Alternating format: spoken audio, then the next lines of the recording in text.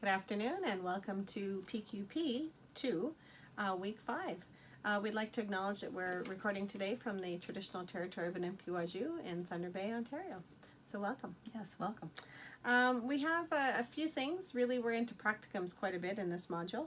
Both modules, everything to do with part 2. And one of the pieces that we actually had talked about was the large school assessments.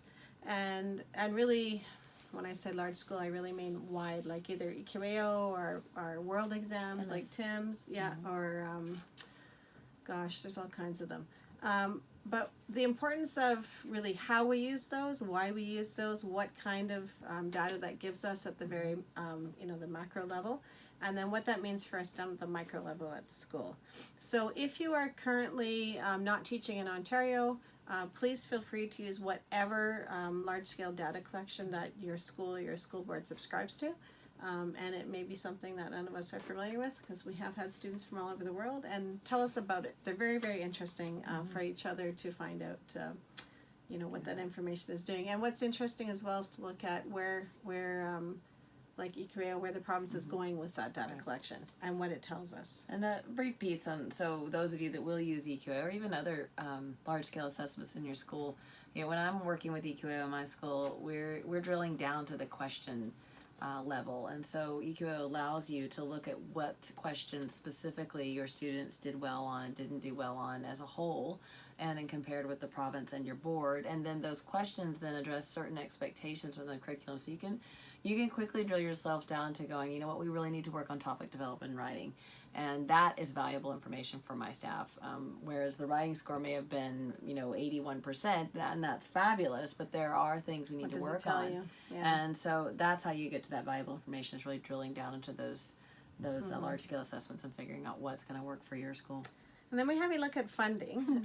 Depending on whether you're at a private school or whether you're at a publicly funded school or whether you're at a state school perhaps, those funding formulas will look very different. First Nation schools, again, very different. So I have worked in First Nation schools, private schools, and provincial schools. All of them have been funded very differently. All of them are financed very differently. Some of the places I've worked, I've had to send out the invoices to each of the students. Then I had to actually collect the money from each of the students as part of my principal duties. Other schools, like provincial school board schools, I get a school budget assigned to me and I manage that school budget. When I worked in adult ed, I had a slightly bigger budget that had to do with all my staffing because I was constantly trying to recruit students and retain them so that I could collect money to pay my staff.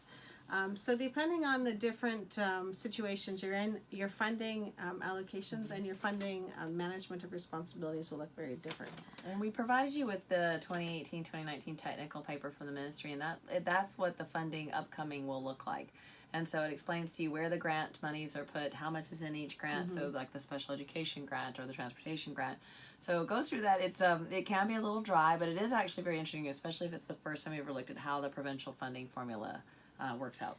And for those of you who are with us for part 1, if you might recall, there was a case study where we had a parent who came in demanding one-to-one support for his child. Those types of decisions and our ability to act on those are directly related to this funding formula report that your board receives, X number of dollars, and this is how you access those. And for those of you who are working in special education departments for boards, you will know that quite intimately. For those of you not, it's like a magical question. How do we get allocations of how do they decide these things? So this will give you a lot of that information. And thank you for people who are posting their practicums. Very interesting. We're getting a wide variety and a nice mix in those practicum pieces. So module 5, actually, we're on module 5. 2 more modules left, 5 and 6, starts Thursday, June 8th. And we start with instructional leadership. Want to talk about that? Sure. Sure. So setting those conditions for instructional leadership. And we've actually, for those of you who went with us in part 1 and part 2, when we talk about building culture pieces, and we've shown you videos about Simon Sinek and some other PowerPoint presentations like Dr. David Tranter from part 1. But even through part 2, if you only joined us for part 2, you will see that we are working to help you recognize that the opportunity to set up your culture in your school is what really drives that instructional leadership piece. So when people feel safe, accepted, they feel the school feels welcome. There's structures and boundaries. That's right, and they feel there's a place where their voice can be heard and you are developing their strengths. and you're allowing them to have ideas, and you're allowing them to work through those, and you remove barriers for them to create things, then you get really true instructional leadership. And just in our part 1 video, we just kind of remarked on the reminder that many of you are exceptional teachers and leader teachers or teacher leaders, and we were the doers. And so in leadership, when you become a principal, there's a piece of you that has to step back from that doing. And so I often offer ideas, or I listen to ideas, and my job then becomes to provide the kinds of support, whether it's financial or whether it's time supports and planning, or collaborative supports for community partners, and then to get things out of people's way so they can do the great work that teacher leaders do. So that's a key piece to remember when you're looking at the instructional leadership piece and setting those conditions. And the other thing that I know you do and I do as well is really flattening that hierarchical structure, so that I work more from a circle space where everyone has a voice, we all collaborate together, everyone has an importance in that circle, and as opposed to the traditional top down or bottom up, however you want to look at that structure. And to me, that instructional leadership can't effectively happen if you don't have a flat organizational structure. For me anyway, that's what I have found works best. And then the behavioral event question. So we'd like you to do a little bit of reflection, take out any identifying factors, so ethically keep it as plain as possible, but really get down to the heart of what it was and what were those activating factors in that situation and how did they unfold. Part of the reason that we're asking you to think about this and break it down in that way is for those of you who haven't yet had job interviews, and for those of you who have, you've probably recognized that some of the questions that you're getting in those job interviews are behavioral event questions. Tell us about a time when. Yes, and they're looking for real examples. So we want you to actually methodically think out a real example, give it a title, kind of state the situation, take us through the process, and how you came to a win-win. Please don't share with us a lose-lose, because that's, well, that may be the case, and certainly I know I've had one or two of those that I still stick with me because I wasn't able to get that win-win. It is not what I strive for, and that's not really, that's kind of private conversation, I would say, and that's deep reflection on your own learning, but I would refrain from using that in a job interview.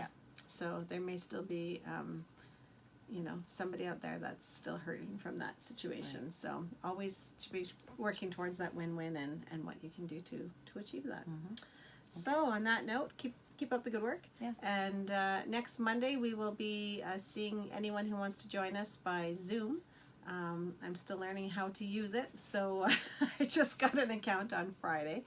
And so we'll be sending you the details and the link, and we'll be looking a little bit at the final paperwork submission for the practicum. For those of you that still have to do that, I'm well aware that there's some people in the sections that have already completed their practicum with part 1. If that's the case and you haven't already done so, please make sure that you send Colleen Woods, cwoods@LakeheadU.ca, a copy of a completed letter from your other institution to say that you have completed and fulfilled the practicum requirements. And then the minute we're done part 2, she will send off your stuff to OCT and you'll be ready to go. Okay, so have a great week and we'll see you next Friday. Oh, no, Monday. Okay, take care.